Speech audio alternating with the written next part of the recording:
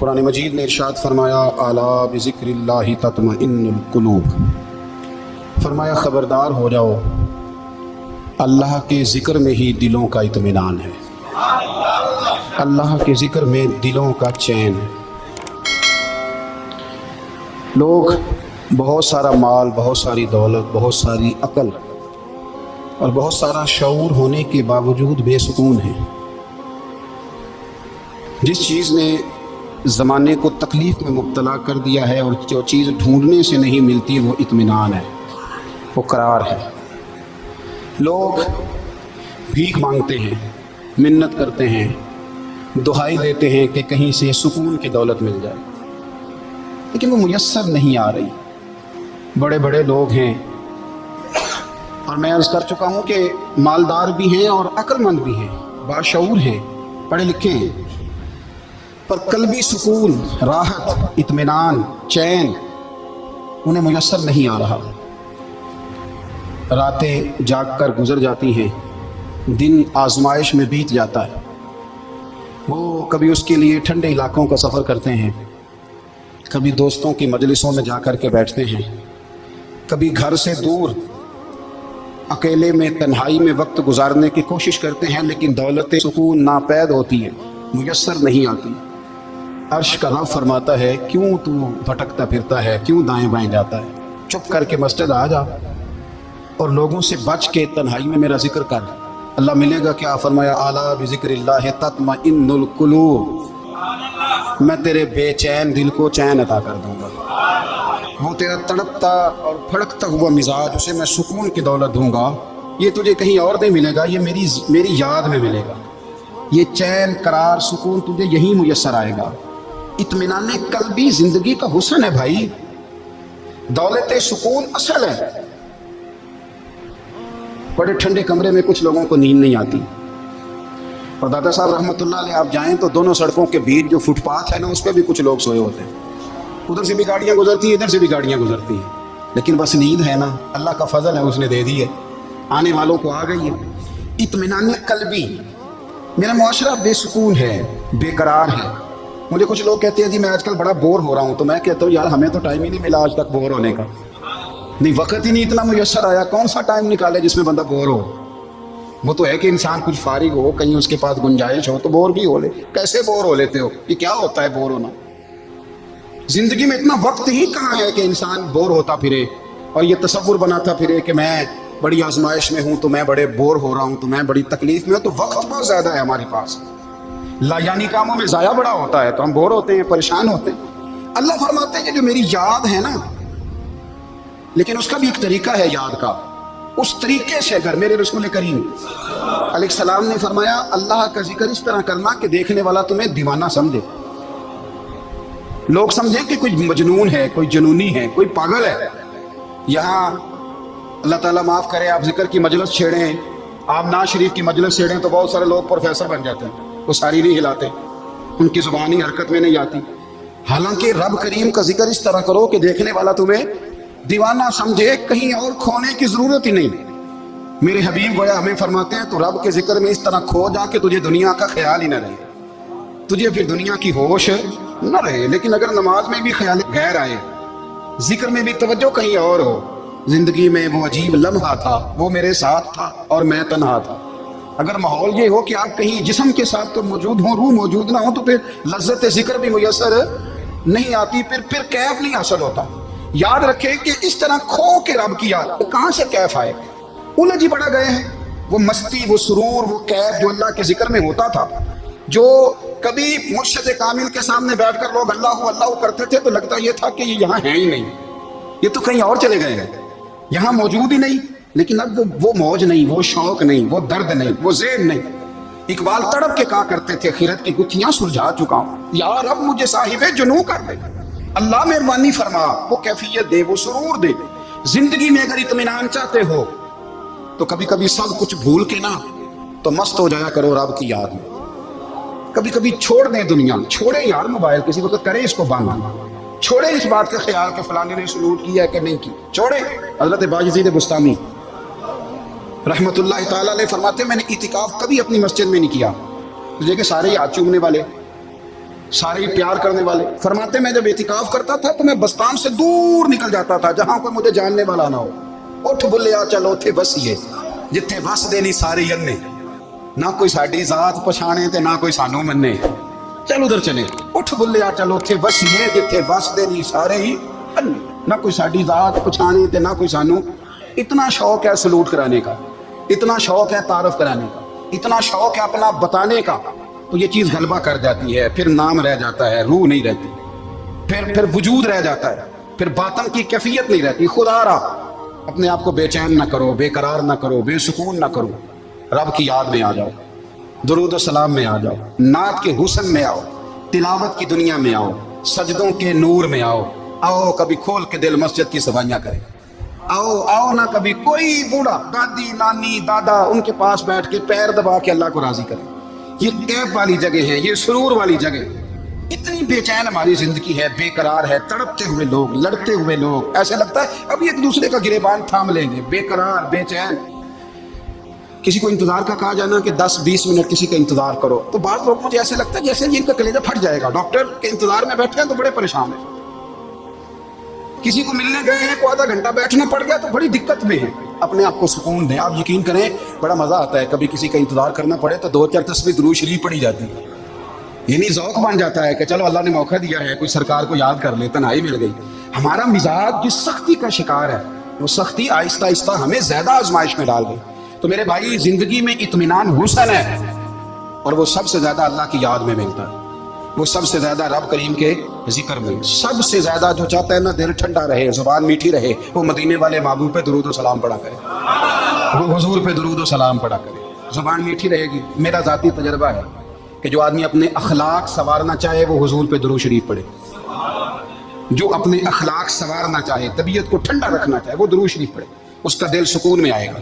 कुछ काम और हैं जिंदगी में इत्मीनान के लिए, उनका होना भी बड़ा जरूरी है। सबसे पहले अगर आप चाहते हैं ना जिंदगी में सुकून हो तो हकीकतों का सामना करना सीखें। आप जो हैं वो रहना सीखें, जो आप नहीं हैं वो बनने की कोशिश न करें। हकीकत का सामना करोगे तो जिंदगी इत्मीनान में आ जाए। हमने ना बहाने बना लिए हैं, हीले बना लिए, झूठ के सहारे अपने आप को ऊंचा कर लिया। एक आदमी से कहा जाता है तो रिश्वत ना ले, तो कहते हो मैं गरीबों से नहीं लेता। तो मेरा सवाल यह है कि अमीरों का हिसाब लेने की अल्लाह ने तेरी ड्यूटी लगाई है, तेरे जिम्मे लगाया है कि तू अमीरों का हिसाब कर। तुम्हें क्या जरूरत पड़ी?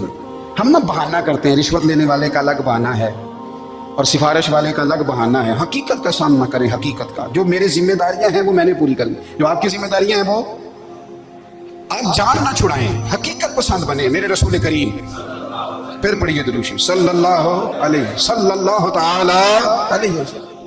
हुजूर सल्लल्लाहु अलैहि वसल्लम ने फरमाया कि मेरी बेटी सैयदा फातिमा ज़हरा रज़ियल्लाहु ताला अन्हा सिर्फ जन्नती नहीं, जन्नती औरतों की सरदार है।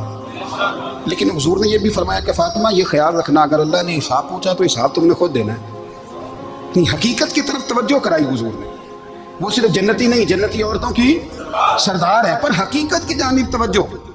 मैं हकीकत यह है कि अगर मालिक ने हिसाब पूछा तो उसकी तैयारी भी करनी है। देखे ना, हमें कुछ यकीन नहीं, अल्लाह माफ करे कि हमारा हिसाब कैसा होगा, लेकिन कितने आजाद हैं। यानी बड़ी दलेरी से बंदे कहते हैं फजर नहीं पढ़ता जी, 3 पढ़ता हूँ जी, इशा रह जाती है जी, कपड़े साफ, बड़ी दलेरी से। और सैयदा फातिमा ज़हरा ने सारी रात मुसल्ला बांध रखा है। हालांकि उन्हें यकीन था कि रब मुझे बगैर हिसाब किताब जन्नत देगा। हकीकत का सामना करें, जो हुकूक आपके हैं वो आपने अदा करने, जो जिम्मेदारियां हैं वो जिम्मेदारियां हैं। देखिए ना, हजरत मूसा कलीमुल्लाह अलैहिस्सलाम के पास इजराइल रूह निकालने आए तो हजरत मूसा ने थप्पड़ मारा, आंख निकाल दी, वापिस गए। अल्लाह उन्होंने तो जलाल फरमाया है, कहा मूसा अलैहिस्सलाम से कहिए बैल की पुश्त पर हाथ रखें, जितने बाल उनके दस्ते मुबारक के नीचे आएंगे उतने 1000 साल उनकी उम्र बढ़ा दी जाएगी। यानी मेरे कान में कोई बता दे कि जनाब 60 साल बढ़ गई, क्या आपके कान में कोई कह दे तो खुशी होती है कि नहीं? लेकिन ये हकीकत पसंदी नहीं, इसलिए कि 60 भी गुजर जाएंगे, 70 भी, ये हकीकत नहीं। हजरत मूसा कलीम, चले मैं मिसाल देता हूँ, समझ ले 10 बाल, हालांकि बहुत ज्यादा आते होंगे, 10 बाल अगर हजरत मूसा के हाथ के नीचे आए तो 10,000 साल तो उम्र बढ़ गई ना। 10 साल नहीं, 10 नहीं, 10 बहुत ज्यादा थी ना। तो हजरत मूसा कलीमुल्लाह अलैहिस्सलाम से आके अर्ज किया गया, हुजूर बैल की पुश्त पर हाथ रखें, जितने आपके हाथ के नीचे बाल आएंगे उतने 1000 साल उम्र बढ़ जाएगी। तो हजरत मूसा ने हकीकत पसंदी वाली बात की, फरमाया फिर क्या होगा? 10,000 साल के बाद फिर क्या होगा? कहा हुजूर जाना तो फिर भी है, फरमाया फिर अभी चलते हैं। अगर जाना है ना, जाना है तो फिर, अगर जाना है तो फिर अभी। और सज्जनों, अगर नमाज पढ़नी है तो अभी क्यों नहीं? अगर दाढ़ी रखनी है तो फिर रमजान का इंतजार क्यों करें, अभी क्यों नहीं? अगर सच बोलना है तो फिर, अगर रिस्क हलाल खाना है तो फिर इंतजार करेगा। हकीकत होती है, बहाना होता है। हकीकत छुप नहीं सकती बनावट के उसूलों से, क्योंकि खुशबू आ नहीं सकती कभी कागज के फूलों से। ये बात याद रखें। अगर जाना है तो हजरत कलीम फरमाने लगे फिर 10,000 साल के बाद भी जाना है तो आज भी। हमें बेकरारी जिंदगी में इसलिए कि हम हकीकत पसंद नहीं, हम बहानों में, हम हवाओं में जीते हैं, हवाओं में, ख्यालात में जिंदगी गुजारते हैं। बड़ा टाइम पड़ा है। मसलन कितना मेरे रसूल करीम सल्लल्लाहु ताला अलैहि वसल्लम ने एक दिन सहाबा से फरमाया, तुम्हें हया नहीं आती? हुजूर क्या हुआ? फरमाया, वो वाले मकान बनाते हो जिनमें तुम रह नहीं सकते, वो वाला माल जमा करते हो जो खा नहीं सकते, हया नहीं आती? और उसके हुजूर हुक्म करें तो महबूब फरमाने लगे, जूते का एक तस्मा बंद करता हूं तो सोचता हूं दूसरा बंद करने से पहले मौत आ जाएगी। एक सांस अंदर जाती है तो दूसरा आने से पहले मैं याद करता हूं कि मुझे दुनिया से जाना है। तुम्हें हया नहीं आती? वो मकान बनाते हो जिनमें रह ही नहीं सकते, वो माल जमा करते हो जो खा। हकीकत पसंद नहीं भाई हम। बहुत सारे लोग हैं बड़ी बातें सुनाते हैं, बड़ी। मैं कहता हूं असल में ना ज्यादा बातें सुना के ना बेचारा अपने आप को मुतमईन करना चाहता है।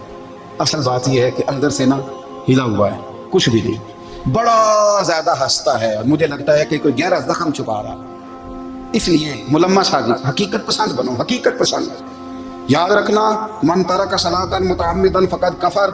मेरे रसूल ने हकीकत बयान की, फरमाया जिसने एक नमाज भी जानबूझ के छोड़ी उसने रब के रब होने का इनकार किया, उसने कुफराने नेमत किया। ये हकीकत है, कोई क्लैरिफिकेशन नहीं, कोई वजाहत नहीं। जो नमाज नहीं पढ़ता, झूठ बोलता है, गलत बयानी करता है। जो शख्स रिस्क हराम कमा के कहता है कि इसके बगैर गुजारा नहीं चलता, वो झूठ बोलता है।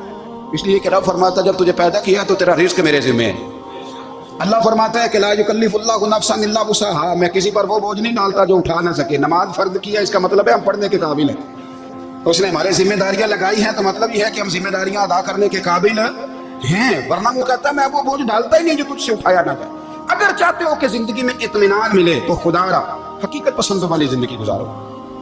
ये फिजाओं में जिंदा रहना, हवाओं में, अल्लाह बड़ा माफ करने वाला है, अल्लाह बड़ा करीम है, माफ कर देगा। तो भाई ये बात सहाबा को भी पता थी, ये अहले बैत को भी खबर थी, तो वो तो एक एक बात का लिहाज करते थे। ये गौसे आजम को भी पता थी, ये उनके वालिद को भी पता थी, जिन्होंने किसी का एक सेब खा लिया था तो 12 साल उसके घर में नौकरी करते रहे। उन्हें नहीं पता था अल्लाह बड़ा करीम है, माफ कर देगा, एक सेब ही है ना। तो हकीकत पसंदी आपको सुकून देगी। और अगर आपने अपने आप को गैर मुतमईन किया हुआ है, बात कुछ और है, और आपने अपने आप को डाल किसी और तरफ लिया है, तो फिर आपको सुकून मिल सकता। सुकून हकीकत पसंदी में, असल में सुकून होता है, अदाकारी में सुकून नहीं होता। तीसरी बात सुने, अगर आप चाहते हैं जिंदगी में मुतमईन रहे तो दुनियादारों से उम्मीदें तोड़ दें, अल्लाह और उसके रसूल से उम्मीद वाबस्ता करें, औलिया अल्लाह से उम्मीदें वाबस्ता करें, सहाबा और अहले बैत से उम्मीदें, अल्लाह और अल्लाह वालों से उम्मीदें, दुनियादारों से उम्मीदें। आपको पता है दुनियादार की तबाही कब होती है? जब उन्हें खुशामदी मिल जाती है। चौधरी का बेड़ा उस वक्त गरक होता है जब उसे चौधरी कहने वाले ज्यादा हो जाते हैं। सेठ साहब और नवाब साहब बेचारे तबाह तब होते हैं भोलेपन में, जब उनके दाएं बाएं रेला होता है सेठ साहब कहने का। लोग उन्हें खाना चाहते हैं, प्यार उनका नहीं होता, उनकी जेब का होता है। मोहब्बत उनसे नहीं होती, उनकी कुर्सी से होती है। जरूरियात का प्यार होता है, तबाह कर दिया जाता है। हमारी सारी तवक्कुआत दुनियादारों से वाबस्ता हो गई है। नाराज ना होना, पीरों ने, मौलवियों ने, दरवेशों ने, उन्होंने भी सेठ रखे हुए जलसों की सदारत कराने के लिए। यानी मजहबी जलसा है, उसमें बहुत जबरदस्त पढ़े लिखे साहिबे तकवा आलिम का खिताब है, और की सदारत वो बंदा कर रहा है जिसने इशा की नमाज भी नहीं पढ़ी, वो बंदा सदारत कर रहा है। क्यों? इसलिए कि उसने लाख रुपया दिया महफिल में। खुदारा दुनियादारों से उम्मीदें छोड़ दें, वरना आप कमजोर पड़ जाएंगे, आपकी उम्मीदें टूटेंगी। कितना कमजोर है वो शख्स जो 2-4 हज़ार के लिए किसी बंदे की चापलूसी करता है, उसके पीछे भागता है, खुशामदे करता है, थोड़े से नोटों के लिए, दुख सुख में काम आएगा इस काम के लिए। मेरे रसूल करीम अलैहिस्सलाम ने फरमाया, जिसने बंदों को राजी करते करते रब को नाराज कर दिया, उसकी दुनिया भी गई और आखिरत भी गई। और फरमाया जिसने बंदों की परवाह नहीं की, अल्लाह को राजी किया, فرمایا اگر رب راضی ہو گیا تو لوگوں کے دلوں میں بھی محبت پیدا فرما دے گا. کیا ضرورت ہے خوشامد کرنا دنیا داروں کی، سیٹوں کی، نوابوں کی، چاپلوں. اور میں آپ کو ایک بات بتاؤں، ہوتا پتہ کیا ہے، یہ جو حب جا اور حب با ہوتی ہے نا، اس سے پیٹ نہیں بھرتا. آپ کو اگر خوشامد کرنی ہے تو پھر آپ کو ساری زندگی کرنی ہے. پھر ان کو بھی پتہ ہوتا ہے کہ تعلق کس بنیاد پر ہے. اس میں کبھی بھی خلوص پیدا نہیں ہوتا. آپ بے چین رہتے ہیں، بے قرار رہتے ہیں، آپ کو تکلیف رہتی ہے ہمیشہ. کبھی بھی دنیا داروں سے امیدیں وابستہ نہ کریں. ایک بات سنیں بڑی شاندار، امام غزالی نے لکھی. امام غزالی فرماتے ہیں کہ ہارون رشید نہ حج کر کے واپس آیا بغداد میں، تو کونے میں حضرت بہلول دانا بیٹھے تھے. رش بہت تھا، مجمع بڑا تھا. حضرت بہلول دانا بھی سڑک کے کنارے بیٹھے تھے. تو سپاہی کہنے لگے یہاں سے اٹھ جاؤ. فرمانے لگے ہارون رشید کی زمین نہیں، زمین میرے رب کی ہے، میں کیوں اٹھوں. وہ قریب سے گزرا تو سلام لی. تو آپ نے اس کا پروٹوکول دیکھا تو فرمانے لگے ہارون رشید تجھ سے تگڑے تگڑے موٹے موٹے پروٹوکول میں نے لوگوں کے دیکھے ہیں، اور یہ جو تیرے دائیں بائیں آج تیرے نعرے لگا رہے ہیں، یہ پہلے ان لوگوں کے نعرے لگایا کرتے تھے. اور تھوڑا وقت گزرنے دے، جو تیرے بعد آئے گا نا، یہ سارے پھر ان کے نعرے بھی لگائیں گے. تو جھوٹ کی دنیا میں زندہ ہے، ان سے تو نے امیدیں وابستہ کی ہیں، یہ کل اس کے نعرے لگائیں گے. اس کے دل پہ بڑا اثر ہوا، گھوڑے سے اتر آیا. آگے کہنے لگا حضور آپ نے مجھے بڑی اچھی نصیحت کی ہے، میرا دل بڑا ٹھنڈا ہوا ہے. میں نے سنا ہے آپ مقروض ہیں، کچھ لوگوں کا قرض، تو مجھے کوئی حکم ہی کر دیں. آپ ہنسنے لگے. فرمانے لگے یار تو بڑا ہی بیوقوف ہے، بڑا ہی بیوقوف ہے. تو میں تجھے نصیحت کر رہا ہوں تو مجھے الجھا رہا ہے. حضور کوئی حکم کر دیں. کیا خوبصورت انداز ہے رب کریم کے بندوں کا. حضرت بہلول دانا فرمانے لگے تیرا رب کون ہے؟ کہا اللہ. تو فرمایا میرا کون ہے؟ کہا اللہ. فرمانے لگے یہ تو نہیں نہ ہو سکتا کہ اللہ ہارون رشید کو دیتا رہے اور بہلول دانا کو بھول ہی جائے. یہ تو نہیں نہ ہو سکتا کہ ہارون رشید کو دیتا رہے اور بہلول دانا کو بھول جائے. فرمایا اس کا دل، اس کا ارادہ ہوا، ارادہ قدرت ہوا کہ بہلول مقروض رہنا چاہیے. تو اگر رب مجھے رکھنا چاہتا ہے، دکھ قبول محمد بخشا راضی رہن پیارے، اگر وہ چاہتا ہے میں مقروض رہوں تو میں بھی چاہتا ہوں کہ میں مقروض ہی رہوں. یہ تو نہیں نہ ہو سکتا کہ تجھے دے اور مجھے نہ دے. فرمایا میری تجھ سے کوئی امید نہیں، مجھے جب بھی دے گا میرا رب ہی دے گا، اور وہ دے گا تو پھر انشاءاللہ خزانے کھول کے دے گا.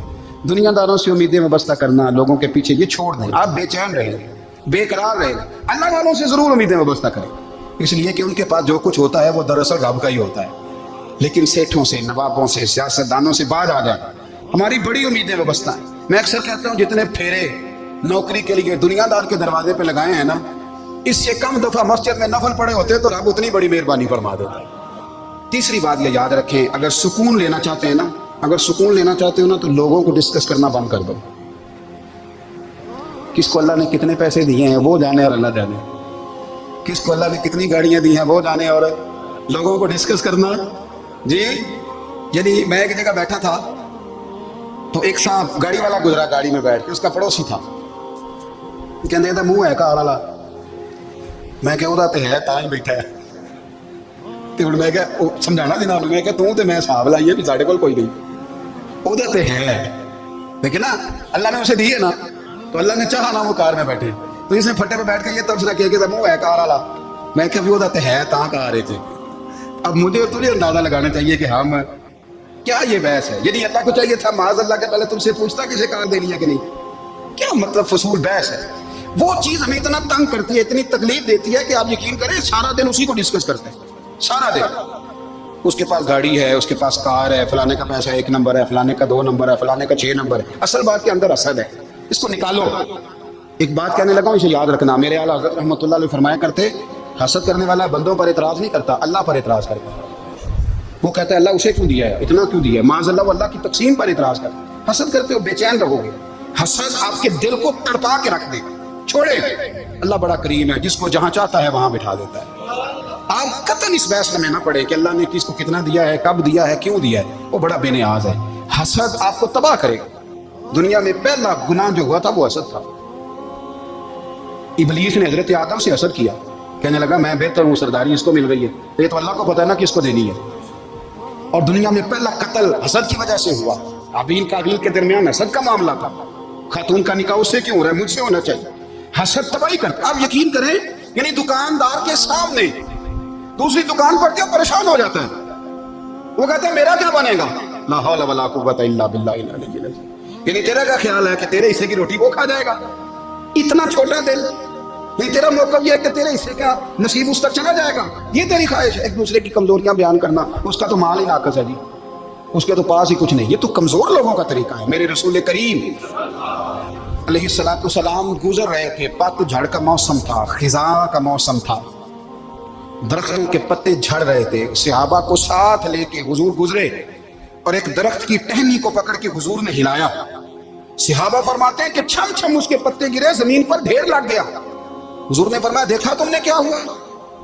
حضور ہاں۔ فرمایا کتنی تیزی سے پتے جھڑے ہیں، صرف تنا رہ گیا ہے اور خالی ٹہنیاں رہ گئی ہیں، کوئی حسن بچا ہے؟ حضور نہیں۔ تو نبی کریم فرمانے لگے جو حسد کرتا ہے نا اس کی نیکیاں بھی اسی طرح جھڑ جاتی ہیں، اسی طرح۔ اور ایک جگہ حضور فرمانے لگے جس طرح راکھ لکڑی کو آگ کھا جاتی ہے، جس طرح لکڑی کو آگ، جب آگ کھا جائے تو پھر لکڑی کو لکڑی نہیں کہا جاتا، راکھ کہا جاتا ہے، کوئلہ کہا جاتا ہے، اس کی اصل باقی یعنی اسے کھائی جاتی ہے۔ تو حضور علیہ السلام فرمانے لگے جس طرح آگ لکڑی کو کھا جاتی ہے، فرمایا اسی طرح حسد نیکیوں کو کھا جاتا ہے، نیکیاں رہتی نہیں۔ حسد کرنے والے کے پاس نیکیاں یعنی ان کی اصل شکل موجود، کبھی بھی حسد نہیں کریں۔ اللہ کی تقسیم ہے، جس کو چاہے جب چاہے جتنا چاہے عطا کرے۔ اور چوتھی بات میرے بھائی، کبھی بھی بغض نہ پیدا کریں، بغض والے لوگ بے سکون رہتے ہیں۔ بہت ساری کمزوریاں ہمارے اندر ہوتی ہیں نا، پھر اللہ ہماری روزی تو نہیں نہ بند فرماتا، یہ تو نہیں کہتا کہ زمین سے نکل جاؤ۔ اگر یہی والا معاملہ ہو جو ہمارا ہے کہ شادی پہ اس نے میرے ساتھ برا سلوک کیا تب ساری زندگی بغض رکھنا ہے، اگر یہی معاملہ فرشتے اللہ کی بارگاہ میں کہیں کہ یا اللہ اس نے فلانے دن شراب پی تھی اب اس کو زمین میں نہیں رہنے دینا، نظام زندگی چلے گا؟ تو اگر اللہ ہمیں معاف کرتا ہے تو ہم بندوں کو معاف کیوں نہیں کرتے؟ آپ یقین کریں اتنی لمبی عداوتیں، اتنا لمبا حسد، اتنا لمبا بغض، اتنا لمبا حدیث میں نے پڑھی میں حیران رہ گیا۔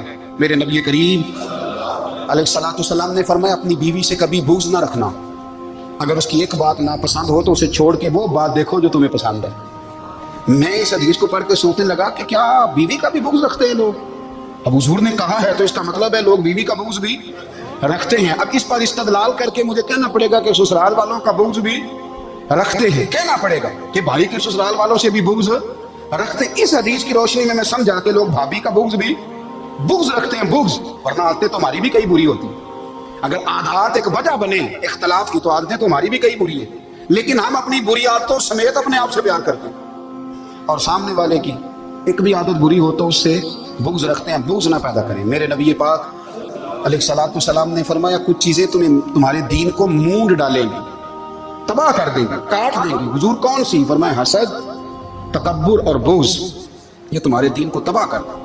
ہم بے چین اس لیے ہیں کہ ہم نے بہت سارے لوگوں کا بغض پالا ہوا ہے، اور ہر فیلڈ میں سیاستدان کا ذاتیات پر اتر کے بات کرتے ہیں، معزز ترین لوگ، تاجر نے تاجر کا، اللہ ماشاءاللہ بعض جگہ پہ اہل علم بھی ایک دوسرے سے عداوت رکھتے ہیں۔ خدا را دل رب کریم کے آنے کا ٹھکانہ ہے، یہ صاف ہوگا تو اس میں رب رسول کے جلوے ہوگا، اگر اس میں عداوت ہو، اس میں بغض ہو، اس میں کینہ ہو، نفاق ہو۔ سنیں میرے رسول کریم حضرت ابوبکر صدیق رضی اللہ تعالیٰ عنہ کہتے ہیں میں رو ہی پڑا، مکہ فتح ہوا نا تو اکرمہ بن ابو جہل نے پیغام بھیجا کہ میں نا کلمہ پڑھنے کے لیے آ رہا ہوں۔ بات لمبی ہے، میں موضوع پہ رہنا چاہتا ہوں۔ کہتے ہیں جب وہ آنے لگا نا تو نبی پاک نے ہم سب کو بلایا، ہم حاضر خدمت ہوئے تو حضور فرمانے لگے کہ اس کے باپ نے نا بڑا ظلم کیا ہے ہمارے ساتھ، ابو جہل نے بڑا ستایا ہے، بڑی تکلیف دی ہے۔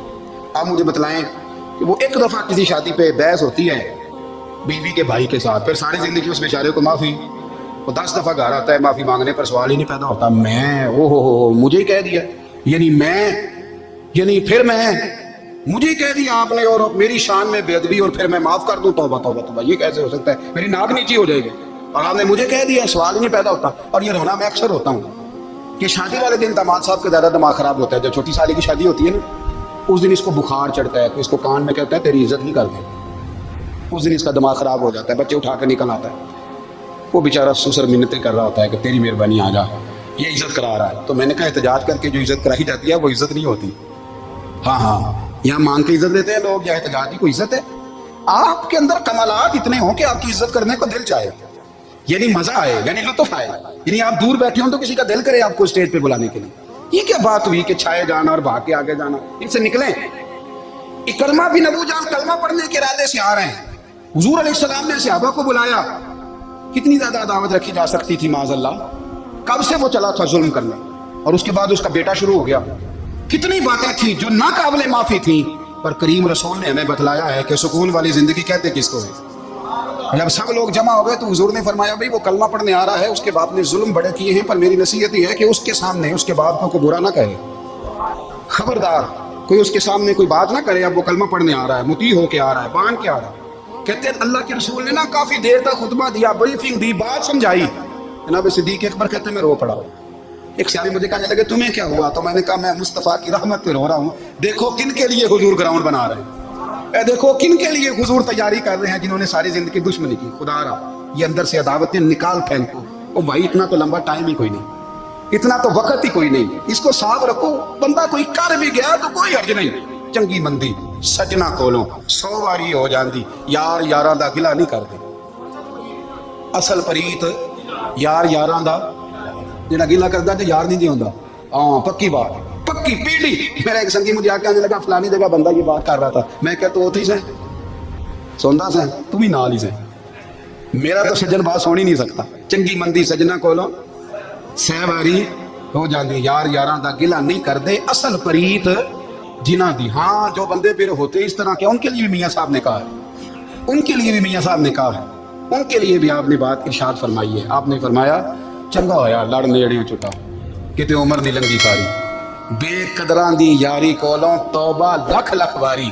और चंगा होया लड़ नेड़ियों छुटा, किते उमर नहीं लंघी सारी।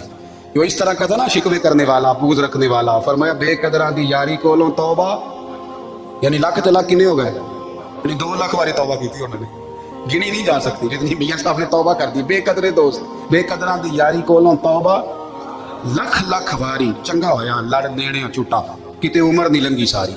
तो मेहरबानी करें, एक तो अगर आप मुतमईन रहना चाहते हैं तो कभी कभी ना मस्त होकर जिक्र इलाही करें। मस्त हो, वो वाला जिक्र नहीं जिसमें आप मोबाइल में देख रहे हैं और कहानियां भी। मेरे सामने को बंदा जुमे वाले दिन या तकरीर के दरमियान तस्बीह लेके बैठ जाए तो मैं उससे पूछता हूँ तो दो काम एक टाइम के पे करता है। मेरी भी बात सुन रहे हो, तस्बीह पढ़ता हूँ, उनकी भी नहीं। तस्बीह तो तस्बीह है, जब वो होगी तो फिर कोई और काम सवाल ही नहीं पैदा। एक तो जिक्र करें महव हो, दूसरी बात हकीकत का सामना करें। आप अगर मुतमईन रहना चाहते हैं तो हकीकत पसंद बने। तीसरी बात हसद छोड़ दें, दूसरों को डिस्कस करना छोड़ दें। आप ये देखें कि अल्लाह ने मुझे क्या कुछ दिया, उस पर राजी रहें। और चौथी बात अदावत छोड़ दें, सीने में कीना छोड़ दें, आपकी जिंदगी मुतमईन हो जाएगी।